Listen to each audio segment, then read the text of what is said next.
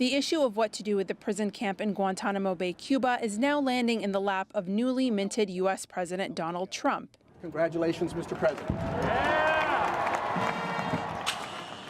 Since opening in 2002, the detention center has housed more than 750 prisoners and outlasted 2 presidential administrations. And I join all Americans in offering best wishes to President-elect Obama. President George W. Bush had stated a desire to close the prison camp he opened in the wake of the 9/11 terror attacks and worked to lower its population by hundreds, handing over the 242 detainees to President Obama at the end of his term. Obama had made closing Guantanamo a promise on the campaign trail. This first executive order. The promise went on to become one of President Obama's first executive orders, vowing in early 2009 to close the facility within 1 year. At the end of 2009, the president announced plans to move up to 100 detainees to a vacant federal prison in the U.S. state of Illinois. But Congress blocked the effort and any funds that would put Guantanamo prisoners on American soil.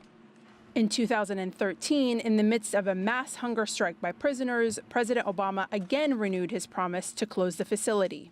Well, it is not a surprise to me that we've got problems in Guantanamo, which is why when I was campaigning in 2007 and 2008, and when I was elected in 2008, I said we need to close Guantanamo.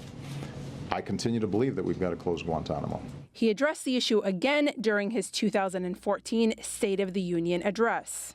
This needs to be the year Congress lifts the remaining restrictions on detainee transfers and we close the prison at Guantanamo Bay. Because we counter terrorism not just through intelligence and military actions, but by remaining true to our constitutional ideals and setting an example for the rest of the world. 1 year later, much of the same. We've worked responsibly to cut the population of Gitmo in half. Now it is time to finish the job. In his final year in office, the president put forward yet another plan to close the facility. Let us go ahead and close this chapter. And do it right, do it carefully. I don't want to pass this problem on to the next president, whoever it is. And if, as a nation, we don't deal with this now, when will we deal with it? Are we going to let this linger on for another 15 years, another 20 years, another 30 years? Today, that question remains, as oversight of a fully functioning, though diminished Guantanamo prison is inherited by Donald Trump. And while it is not clear how his administration will act on Guantanamo policy, he has been clear about his intention to keep it open. This morning I watched President Obama talking about Gitmo, right? Guantanamo Bay, which by the way, we are keeping open, And we're going to load it up with some bad dudes, believe me, we're going to load it up.